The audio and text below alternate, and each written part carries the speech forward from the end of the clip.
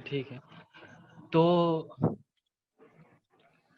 तो अगर सी plus plus और सी हैश में आपका इंटरेस्ट है, तो मैं आपको ये बताना चाहता हूँ कि इनका जो डेवलपमेंट और जो रेंज है वो काफ़ी वाइड स्प्रेड है, ठीक है, और इनके यूज़ केस भी काफ़ी अलग है। Okay sir. हालांकि ये एक दूसरे से जुड़ा हुआ है, मतलब एक से मतलब ऐसे आ, पिछले से वो डिराइव्ड हुआ है, लेकिन इनके यूज़ केस काफ़ी अलग है। जैसे कि आप मान लो C language, okay, it was designed and written by Dennis Ritchie. So Dennis Ritchie साहब तब मतलब AT&T में काम करते थे, तो उधर से उन्होंने 1972 में वो डिज़ाइन करना स्टार्ट किया, और फिर उन्होंने ही इसको मतलब कोड किया। करने के बाद उनका इनिशियल रिलीज 1978 में हुआ। और सी जो है ये है एक लो लेवल प्रोग्रामिंग लैंग्वेज, ठीक है। Okay sir. तो लो लेवल प्रोग्रामिंग लैंग्वेज का मतलब ये है कि ये मशीन और हार्डवेयर से काफ़ी मतलब क्लोजली काम करता है, ठीक है। Okay sir.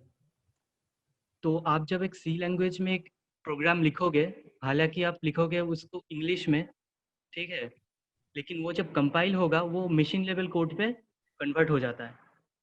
Okay sir. Machine level code क्या होता है? वो 0 और 1 से लिखा हुआ एक मतलब बाइनरी में अजीबोगरीब ऐसे मशीन कोड होता है, ठीक है, जो इंसान समझ नहीं पाता है।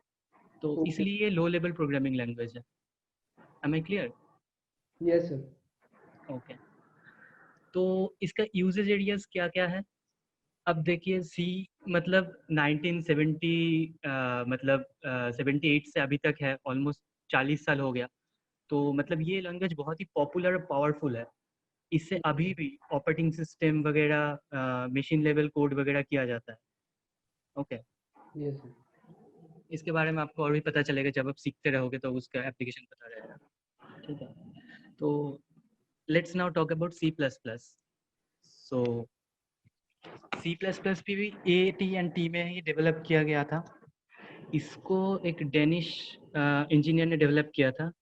उनका नाम है बियर्ना स्ट्रेटस्टॉप। ओके। ओके। तो सी में क्या प्रॉब्लम था कि वो प्रोसीड्यूरल था। अब क्या था सर? अब प्रोसीड्यूरल मतलब? प्रोसीड्यूरल मतलब ये है कि तुम यहाँ पर जो जो इंस्ट्रक्शन दे रहे हो, ठीक है, वो तुम उसको एक मतलब फ्लो की तरह डिजाइन कर रहे हो आपके प्रोग्राम को, ठीक है। मतलब इसके मतलब इंस्ट्रक्शन ए के बाद इंस्ट्रक्शन बी होगा, उसके बाद इंस्ट्रक्शन सी होगा, मतलब जैसे तुम सोच रहे हो वैसा लिख रहे हो, ठीक है। Okay sir. लेकिन उसके बाद जो आ गया वो है object oriented model, okay sir. जिसके ऊपर आजकल का जावा काम करता है, ठीक है, सी हैश काम करता है, यस सर। मतलब सी शार्प जिसको बोलते हैं, और पाइथन भी इसको सपोर्ट करता है।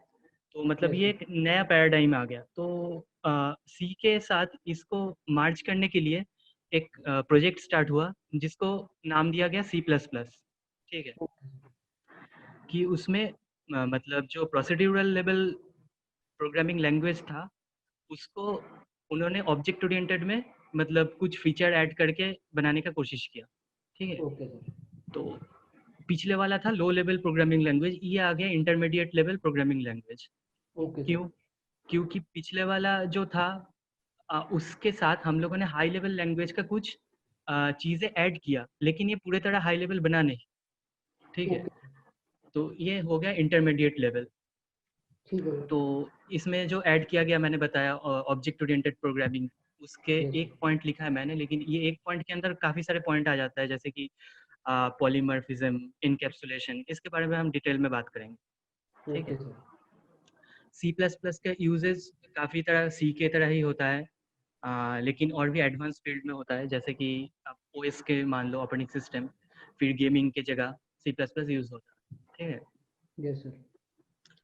अब और भी 15 साल बाद आ जाओ, तो अब माइक्रोसॉफ्ट को लगा कि ये काफ़ी जो है हमें मतलब बहुत लो लेवल से हमें स्क्रैच से डेवलप करना पड़ रहा है, तो हम इसको एब्स्ट्रैक्ट कैसे करें, मतलब कि इतना सारा कोडिंग वगैरह मतलब बहुत ही हेक्टिक हो रहा था, ठीक है। So yes sir. They started developing C sharp. और ओके इसका इनिशियल रिलीज हुआ 2000 में। और ये proper high level programming language बताया जाता है, क्योंकि ओके सर। इनमें और भी कुछ फीचर एडेड हुआ जो कि एक्चुअल ऐड नहीं हुआ, इसको स्क्रैच से बनाया गया। इसको ऐसा नहीं है कि सी प्लस प्लस के ऊपर और भी कुछ पैच वर्क करके इसको अपग्रेड करने की कोशिश किया, नहीं। इसको एक डॉट नेट बोल के प्रोजेक्ट था माइक्रोसॉफ्ट का, उसके ओके सर। साथ ही ये सी हैश डेवलप होना शुरू हुआ। तो डॉट नेट जैसे जैसे स्क्रैच से डेवलप होना शुरू हुआ, सी शार्प भी बढ़ता गया। तो इसमें हम हाई लेवल प्रोग्रामिंग के और भी सारे चीज़ें ऐड किया, जैसे कि ऑब्जेक्ट ओरिएंटेड प्रोग्रामिंग तो हो गया। उसके बाद पिछले दो जो एग्जांपल देखा तुमने, सी और सी प्लस प्लस, वो लोग मेमोरी सेफ नहीं था। यहाँ पर इन लोगों ने इसको सेफ बनाया, सिक्योरिटी ऐड किया, एक बड़ा लाइब्रेरी सपोर्ट दिया इनको। और ओके जो लास्ट पॉइंट है, inter operable. I hope you can C inter operable. Yes sir. हाँ, ये वाला पॉइंट। इसका क्या होता है कि तुम जब कोई बड़ा चीज़ डेवलप करते हो, तो सारा चीज़ एक ही लैंग्वेज से डेवलप नहीं होता, ठीक है। उसके पार्ट, कुछ पार्ट सी हैश से डेवलप हुआ, उसका कुछ पार्ट मान लो एंगुलर से डेवलप हुआ, कुछ पार्ट पाइथन में लिखा गया, ठीक है। तो दूसरे लैंग्वेज और प्लेटफॉर्म के साथ जो उनका कनेक्शन है, ये करने के लिए भी सी शार्प में ये सब फीचर्स लाया गया। और सी शार्प किस में यूज़ होता है? मेनली ऐप डेवलपमेंट के लिए, विंडोज़ एप्लीकेशन डेवलप करने के लिए, ठीक है। Okay sir. इन माइक्रोसॉफ्ट ने ये रिलीज़ किया, तो ये मेनली विंडोज़ के लिए यूज़ होता है। उनके ही डिपेंडेंसीज काफ़ी है, तो डॉट नेट कोड इन सब के काफ़ी डिपेंडेंट है, तो उन्हीं सब में यूज़ होता है। Okay sir. अब जो मैंने बताया इन लास्ट 3 स्लाइड्स में, उनको एक इसमें तुम देख सकते हो कि पहले आया सी, उसको अपग्रेड करके सी प्लस प्लस हुआ। लेकिन जो सी हैश और जावा है, वो दोनों सी और सी प्लस प्लस से ही मतलब इंस्पायर्ड है, but okay they sir. Are very very different. Okay, okay okay. Fine fine. So any question Harman? No sir, fine. Okay, तो आप जब कोई मतलब लैंग्वेज सीखना चाहते हो, तो आपको पहले ये देखना होता है कि आप किस लिए सीख रहे हो, ठीक है।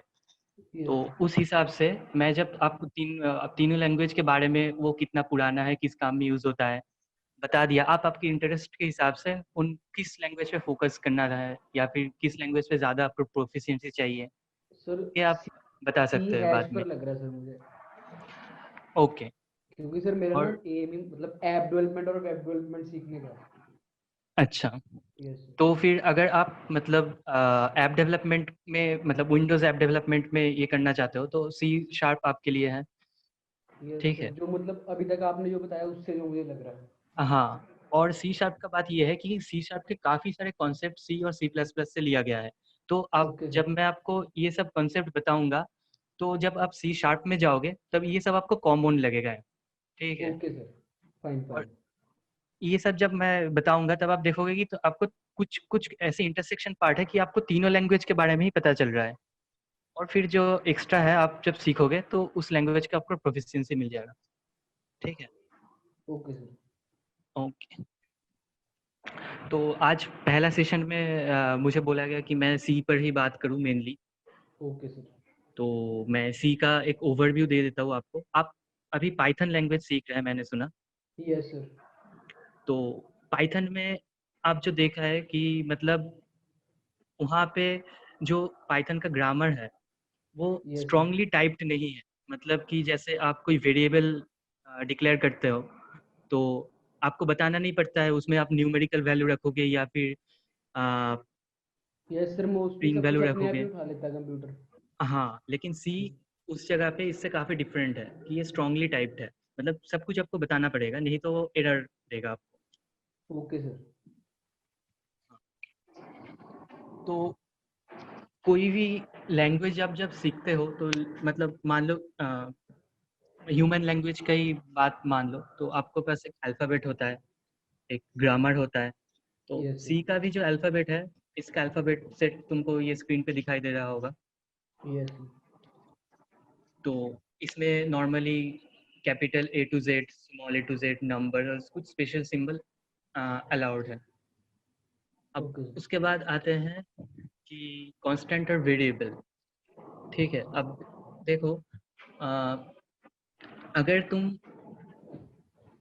कुछ डेटा ऑब्जेक्ट लेके काम कर रहे हो तो यस सर तुमको दिखेगा कुछ वैल्यूज है जो कभी चेंज नहीं होता टाइम के साथ, they are called constants, and there are some values they changes with time and with execution, so they are constants, okay sir variables, right?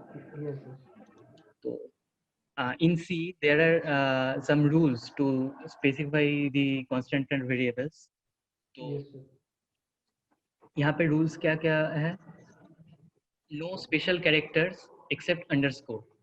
Okay, तो मतलब आप अगर कोई वेरिएबल नाम स्टार्ट कर रहे हो तो उसमें कोई स्पेशल कैरेक्टर नहीं होना होगा। जैसे कि मैं अगर आपको स्क्रीन में दिखाऊं, जैसे आप देख पा रहे हो मेरी स्क्रीन? यस सर हाँ, अगर आप मतलब ऐसे डॉलर डेटा बोल के एक वेरिएबल क्रिएट करते हो तो ये सर इनवैलिड है। सो यहाँ पर आपको दिख रहा है कि मैंने एक डॉलर डेटा बोल के एक कुछ लिखा है। यस तो सर इस नाम से अगर, और मान लो इस नाम से अगर आप कुछ डिक्लेयर करते हो तो इनवैलिड है। फाइन। ओके सर और एक रूल क्या है? और एक रूल है कि आपको जब वेरिएबल नेम स्टार्ट करोगे तब वो कोई नंबर से स्टार्ट नहीं होगा, वो स्टार्ट होगा सिर्फ लेटर्स और अंडरस्कोर से। ठीक है, तो मतलब कि ये अगर आप वेरिएबल लिखें तो ये वैलिड है। Okay,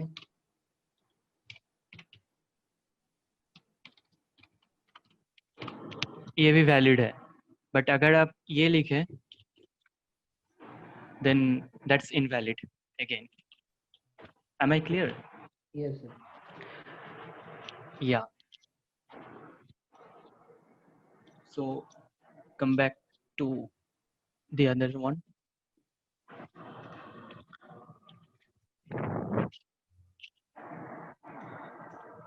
So these are the building blocks for a programming language जिससे आप मतलब कोड कर सकोगे।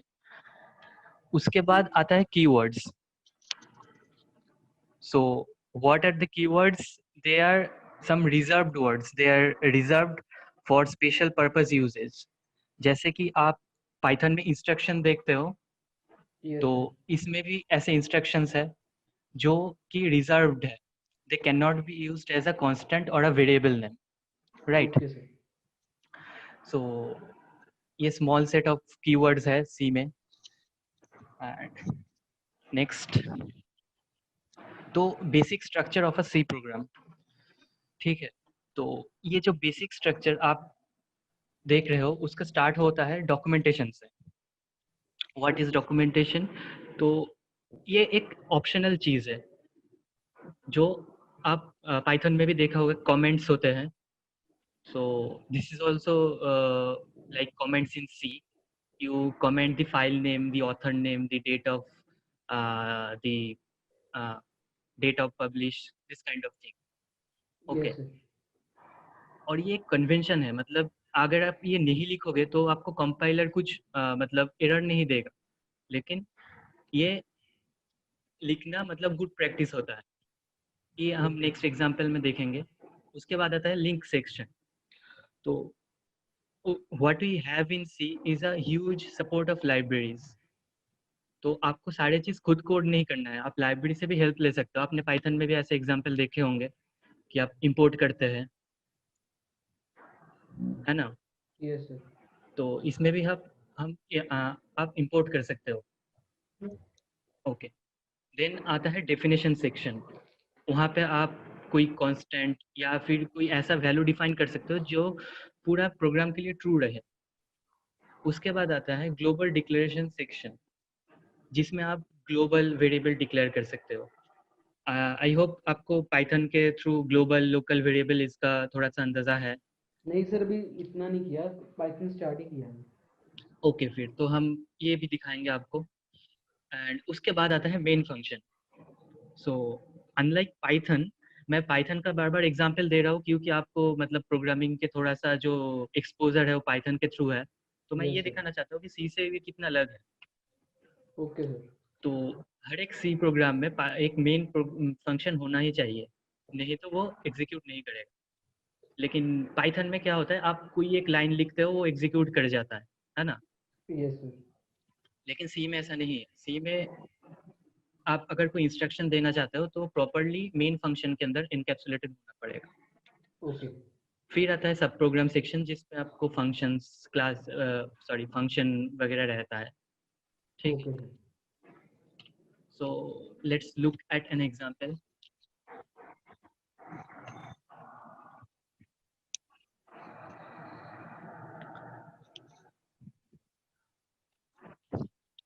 या तो हम एक एग्जांपल के तौर पर एक मतलब हेलो वर्ल्ड प्रोग्राम लिखा के आपको दिखाते हैं। Okay, yes sir. और आपको बताते हैं उसके कौन से पार्ट कौन सा है। तो ओके। ये आ गया आपको डॉक्यूमेंटेशन पार्ट, जहाँ पे आप लिख रहे हो ये क्या है। ठीक है, सर ये आप टाइप कहाँ पर कर रहे हो, मतलब आ, नोटपैड वगैरह क्या है ये? नहीं, ये एक साइट है जहाँ पे rickstart.com बोल के, ओके। जहाँ पे हम मतलब ऐसे कोडिंग करने के लिए यूज़ कर सकते हैं। यहाँ पे काफ़ी सारे लैंग्वेजेस का सपोर्ट है, जैसे आई थिंक तुम देख सकते हो C, C plus plus, C hash, yes sir. सबका ही, पाइथन का लेके शुरू करके रूबी, नोड जे, सबका ही है। तो ओके सर। और ये एक लाइव मतलब प्लेटफॉर्म है जिसमें अगर आप कुछ लिखोगे तो मैं देख सकूंगा, आप मैं कुछ लिखूंगे तो आप देख सकोगे। तो मैं जब आपको टास्क दूंगा तो आप इस पे लिखोगे, मैं मतलब ऑन द फ्लाई डिबग कर सकता हूँ, या फिर कोई मिस्टेक आया तो आपको बता सकता हूँ। ओके ठीक है, सर। ओके। ठीक है।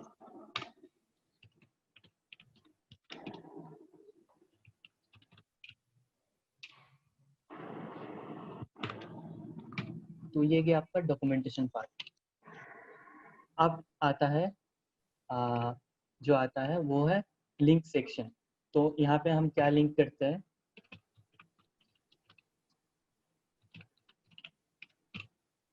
यहाँ पे हम लाइब्रेरी फाइल्स लिंक करते हैं, राइट। Okay sir. तो stdio.h ये होता है standard input output dot H, मतलब होता है हेडर फाइल। इसमें ओके। हार्डवेयर के साथ मतलब जैसे स्क्रीन या फिर मतलब मॉनिटर कंसोल जो भी है कैसे प्रिंट किया जा सकता है, बहुत कुछ यहाँ पे डिटेल्स में बताया जाता है। ये आपको ओके। कोड नहीं करना पड़ता है, आप इंपोर्ट कर लें। ठीक है, ओके। इससे आपका काम आसान हो रहा है। ये क्या, अब आता है डेफिनेशन सेक्शन, जो हमारे कोड में ज़रूरत नहीं है अब। ये आपको जब और भी सोफिस्टिकेटेड एग्जांपल देंगे तो अब ये दोनों आप समझ पाओगे।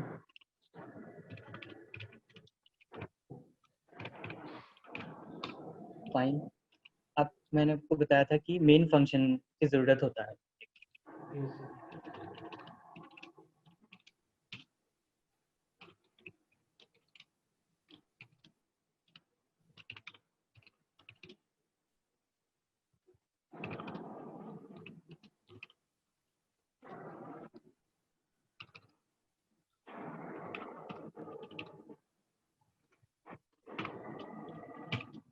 तो आपने जैसे देखा था कि वहाँ पे कोई ब्रैकेट या फिर पाइथन में कोई सेमीकोलन वगैरह नहीं होता।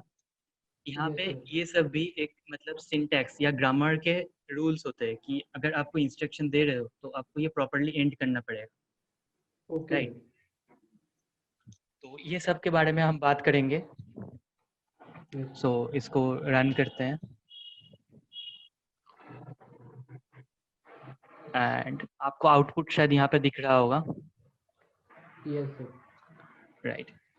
सो इसमें हम जो सेक्शंस मैंने आपको पहले बार बताए हैं, उसमें से 3 पोर्शन यहाँ पर अवेलेबल है, और बाकी 3 आपको जब बड़े प्रोग्राम आप कोड करोगे तब आपको दिखेगा ये सब एग्जाम्पल। ठीक है, ओके सर। राइट। तो Coming back to next session. So share, right. So आपको ये जो 6 पार्ट में है उसमें से 3 पार्ट देखने को मिला Yes, sir. और उसके बाद मैं आपको बताता हूँ कि ये जो आपने प्रोग्राम लिखा ये कंपाइल कैसे होता है। मतलब आपने इंग्लिश में कुछ लिखा, ठीक है, एक्चुअल इंग्लिश नहीं बट इंग्लिश में हाई लेवल में कुछ लिखा, वो मशीन को कैसे समझ में आता है, तो बिहाइंड द हुड क्या होता है, Okay. राइट। सो पहले हम एक जो कोड लिखा उसको बोलते हैं हम सोर्स कोड, राइट। Okay. अब उस सोर्स कोड को एक प्री प्रोसेसर के थ्रू पास होता है, होने के बाद वो होता है expanded source code. Expanded source code क्या होता है कि मैंने जब वो हैश इंक्लूड वाला लिखा ना, Yes, sir. और एक शेयर शायद मैं कर सकता हूँ। हाँ, तो ये जो मैं हैश इंक्लूड लिखा ना, ये जो डॉट एच फाइल के अंदर चीज़ें हैं ये सबको एक्सपेंड कर देता है। Okay, Okay, sir. एंड उसके बाद आता है कंपाइलर। कंपाइलर क्या करता है, वो जो टोटल कोड है, मतलब जो तुमने लिखा और जो एक्सपेंडेड कोड जो लाइब्रेरी से लिया गया है, उनको लेके असेंबली लैंग्वेज में कन्वर्ट करता है। Okay, उसको sir. हम बोलते हैं असेंबली कोड। अब वो पास होता है एक असेंबलर के पास, राइट। Okay, sir. और वो असेंबलर क्या करता है, जो मशीन का असेंबलर है वो उस मशीन के जो सीपीयू आर्किटेक्चर है उसका जो मशीन लेवल कोड है, मतलब जो 0 1 से लिखा गया इंसानों को समझ नहीं आता है, उसमें कन्वर्ट करता है, राइट। Okay, sir. उसको हम बोलते हैं ऑब्जेक्ट कोड। अब उसके साथ मानो कि तुम्हारा जो कोड है, हमारा कोड एक ही फाइल में स्टे कर रहा है, राइट। Yes, sir. अब ऐसा भी कुछ मान लो एक बड़ा प्रोजेक्ट या फिर बड़ा कोई ऐप डेवलप कर रहे हो, उसमें काफ़ी सारे फाइल्स में अलग अलग लोग अलग अलग मॉड्यूल डेवलप कर रहे हैं, वो सब Yes, अलग sir. फाइल में लिखा गया है। तुम सबको एक साथ करके जब रन कराते हो तो लिंकिंग होता है, मतलब सबका कोड जब एक साथ हो गया उसके बाद उसको लिंक करके एक सिंगल एग्जीक्यूटेबल फाइल बनाते हैं, तो वो Okay, sir. काम करता है लिंकर, राइट। और फाइनली जो हमारे पास एग्जीक्यूटेबल फाइल आया वो तुम्हारे मशीन पे रन करता है। Okay, sir. और ये जो एग्जीक्यूटेबल फाइल हुआ ये मशीन इंडिपेंडेंट हो जाता है, Okay. क्योंकि हमारा जो मशीन का आर्किटेक्चर है तुम्हारा मशीन का आर्किटेक्चर से अलग हो सकता है। मानो कि मेरा इंटेल का प्रोसेसर है, उसका कुछ इंस्ट्रक्शन ये होता है, तुम्हारा एएमडी का प्रोसेसर है, दूसरों का कोई और है, तो ये अलग हो जाता है। लेकिन सी शार्प में जो होता है ये मशीन इंडिपेंडेंट है। कैसे होता है ये बाद में तुम देख पाओगे कि यहाँ पे जो एग्जीक्यूटेबल फाइल होता है वो हर मशीन में चलेगा। ऐसा नहीं कि तुम्हारा कंपाइल किया हुआ कोड मेरे मशीन पे नहीं चलेगा, ठीक है, Okay, sir. राइट। ये भी जो प्रोसेस है ये मैं तुमको एक्सपेंड करके दिखा सकता हूँ, राइट। तो इसके लिए हम ऑनलाइन जो अब मैं दिखा रहा था तुमको, ऑनलाइन जो एक कोडिंग मतलब प्लेटफॉर्म में दिखा रहा था, वहाँ पे क्या हो रहा है, मैं कोड भेज रहा हूँ, वो लोग ये जो प्रोसेस है वहाँ के सर्वर पे हो रहा है, होके वो लोग जस्ट आंसर भेज रहे हैं। हाँ, तो हम बीच का प्रोसेस देख नहीं पा रहे हैं, राइट। Yes, sir. तो अगर मैं मेरे मशीन पे ये चीज़ मतलब एग्जीक्यूट करूँ तो तुमको पूरा बीच वाला चीज़ तुमको पूरा दिखेगा। तो वो दिखाने के लिए मैं अपना मशीन का जो ये है वो शेयर करता हूँ। हाँ,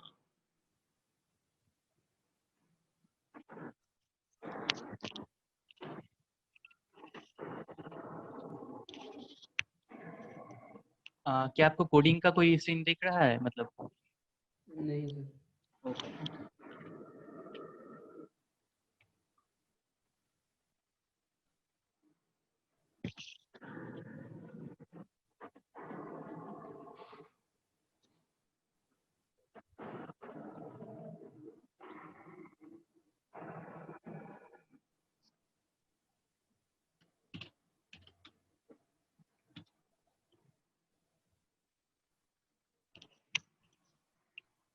अगर मैं डेस्कटॉप वाला शेयर करूँ तो क्या आपको इंटरनल वाला मतलब जो मैं नोटपैड वगैरह कुछ भी ओपन करूँ तो वो वाला दिख जाएगा ना, या फिर उसको अलग अलग से शेयर करना पड़ेगा? कैसे सर? यहाँ पर शेयर में एक ऑप्शन है डेस्कटॉप शेयर बोल के, यस राइट? सर। तो अगर मैं वो शेयर करता हूँ तो मतलब उसके अंदर जो अगर नोटपैड या फिर टर्मिनल मैं कुछ खोलूँ तो वो आपको दिख जाएगा या फिर? यस सर, यस सर, दिख जाएगा। Okay okay okay,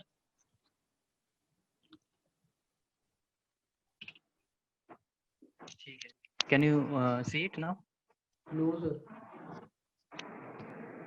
sir bike दिख रहा है बस। सो आपको सिर्फ वॉलपेपर दिख रहा है। Yes sir. अभी कोई आपको ब्लैक कलर का स्क्रीन दिख रहा है? No sir.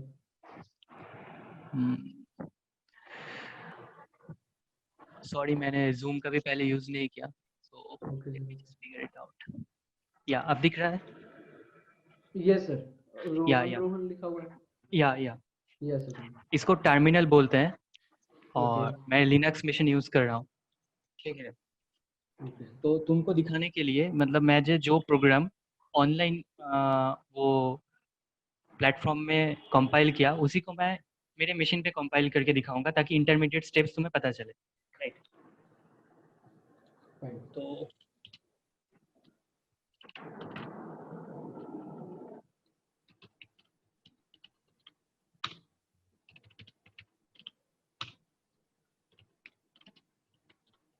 मैं एक फाइल बनाता हूँ जिसमें मैं ये वाला कोड रखूंगा जो जस्ट हमने लिखा,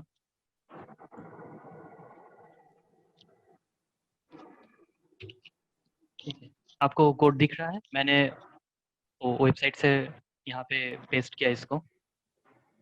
can you see yes it? Sir. Right. So इसको मैं सेव करता हूँ। यस, वेलकम, ठीक है। अब ये हमारे पास एक ही फाइल है वेलकम डॉट सी।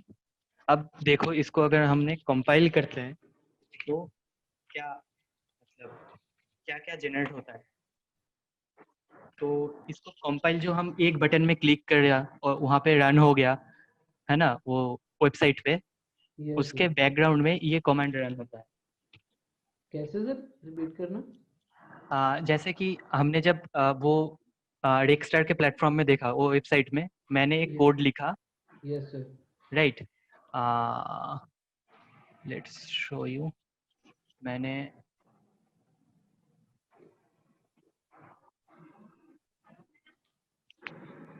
एक सेकंड,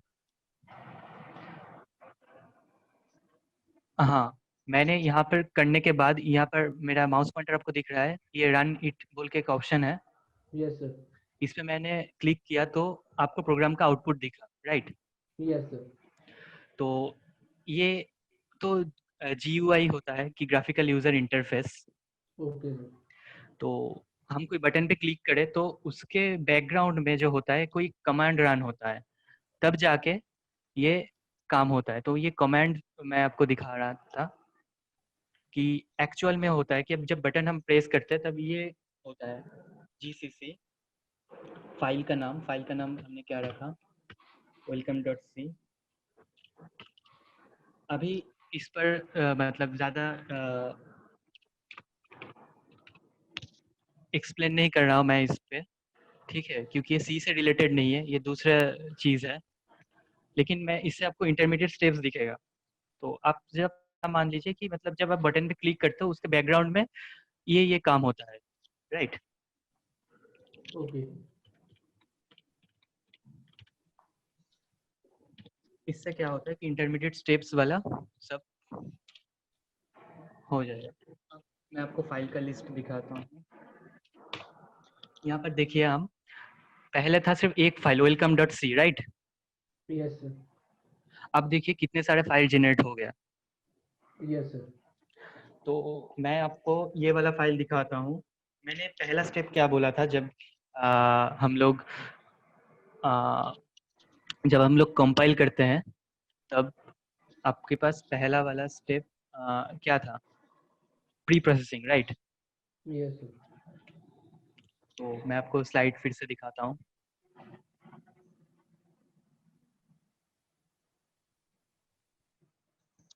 हाँ, पहला स्टेप था कि प्री प्रोसेसर से जाके ये एक्सपेंड होता है code, right? Yes sir. Okay.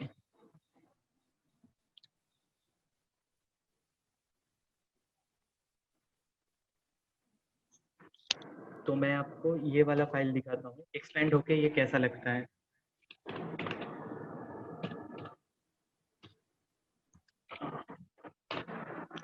ये देखिए, ये पर जो इतना सारा लाइन का कोड है, आपको दिख रहा है?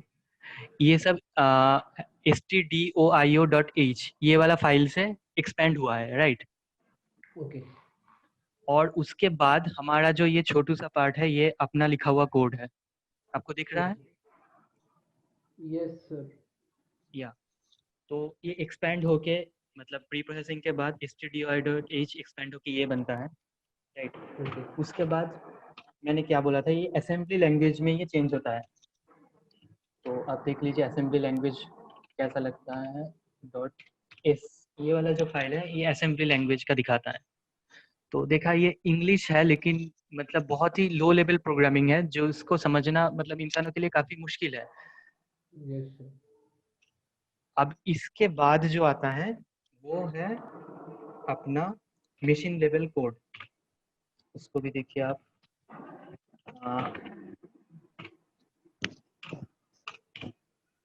ठीक है, अब देखिए ये जो है ये बाइट मतलब 01 में लिखा हुआ चीज़ है, जिसको मतलब अगर हम टेक्स्ट फाइल के जैसे ओपन करेंगे तो मतलब एक अजीब गरीब आउटपुट आएगा, मतलब ह्यूमन रीडेबल नहीं है, राइट? Okay sir. फाइन। अब इसके बाद आता है ये जो आपको ग्रीन कलर का फाइल दिख रहा है ना, वेलकम बोल के, यस सर। ये फाइल आता है जो अल्टीमेटली जाके एग्जीक्यूट होगा। एग्जीक्यूट का मतलब क्या होता है? रन होगा। Okay sir. तो ये जो फाइल है इसमें है अपना आउटपुट। आउटपुट आपको दिख रहा है, welcome to C course, yes sir. Right? तो इन बिटवीन ये 3 स्टेप्स क्रॉस करने के बाद हमारे पास ये फाइनली जनरेट होता है ये वाला फाइल। Okay sir. तो यही दिखाना था मुझे। सो राइट, इतना ही है मेरा आज का session. Okay sir. Okay, sir ये सो मतलब जैसे सर हाँ पाइथन, जैसे सर मैंने पाइथन के लिए तो एक पाइथन ऐप डाउनलोड किया था, सर इसके लिए क्या डाउनलोड करना पड़ेगा? ओके। अब देखो, तुम पाइथन किस एप्लीकेशन पे करते हो? सर एप्लीकेशन मतलब मतलब कौन जैसे से ऐप तुमने डाउनलोड किया पाइथन सर करने के लिए? पाइथन का ही वर्जन डाउनलोड किया था एक। ओके, तो इसमें जो है तुम कौन सा मशीन यूज़ करते हो? किसमें सर? आ, कौन सा मशीन यूज़ करते हो, मतलब Windows, Linux, Mac? Sir window. Windows use करते हो? तो यस सर। ओके, तुमको ये जो सी है, सी का काफ़ी सारे इम्प्लीमेंटेशन है। आ, मैं तुमको एक ऐप बता दूंगा विंडोज़ के लिए, ओके जिसमें तुम सर। सी, सी प्लस प्लस दोनों का ही प्रोग्राम कर सकते हो, ठीक है? Okay sir. और मैं जिसमें तुमको दिखा रहा हूँ, क्या यस तुमको सर। ब्लैक स्क्रीन दिख रहा है? यस सर लिखा हुआ है कुछ? हाँ हाँ हाँ। Yes sir. तो इसमें क्या होता है, पाइथन या सी बोलो, ये सब इंस्टॉल्ड आता है, ठीक है? Okay sir. जैसे ये गया सी, सी को रन करने के लिए ये यहाँ से हम करते हैं। और अगर तुम पाइथन का भी देखोगे, पाइथन भी यहाँ पे इंस्टॉल्ड मिलता है, राइट? है ऐप है सर, क्या चीज़ है ये? ये एक्चुअली है एप्लीकेशन ही है, बट जो तुमने ग्राफिकल वाला एप्लीकेशन डाउनलोड किया ना, यस उसके सर। पीछे तुम्हारा ये कमांड लाइन का एप्लीकेशन चलता है। Okay sir. तो नॉर्मल ये यूजर का यूजेस के जो आसानी के लिए वो क्या करते हैं, उसको ग्राफिक्स में पोर्ट कर देता है, ओके सर। राइट? तो उसके पीछे ये सब कमांड ही रन होता है। Okay sir. तो ये गया, तो मैं आपको एक अच्छा सा ग्राफिकल एप्लीकेशन बता दूंगा जो ओके विंडोज़ सर। पे चलता है, ठीक है? सर अभी बताना या बाद में बताओगे? अभी बता, सॉरी बाद में बता दूंगा, क्योंकि मैं देखो लिनक्स यूज़ कर रहा हूँ, तो मेरे पास विंडोज़ का जो एप्लीकेशन है, कौन सा ऐप अच्छा रहेगा उसका भी सही से अंदाज़ा नहीं है। मैं ओके थोड़ा सर। रिसर्च करके आपको बताता हूँ कि विंडोज़ में एकदम मतलब बिगिनिंग से प्रोग्राम करने के लिए कौन सा सही रहता है, ठीक ओके है? सर। और कुछ क्वेश्चंस जो मैंने बताया या फिर इंस्टॉलेशन के ऊपर कुछ? नहीं बस ठीक है सर।